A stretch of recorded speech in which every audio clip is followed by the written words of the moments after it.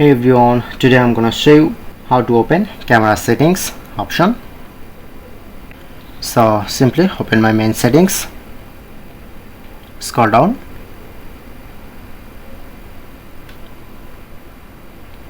but not showing here to exactly camera settings option.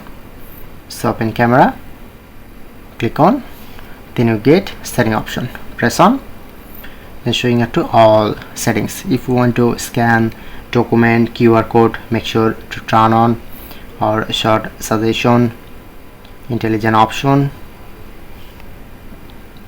And if you want to take burst shot or create GIF, watermark, and advanced picture option. If you want to take SAIF photo format, make sure to turn on,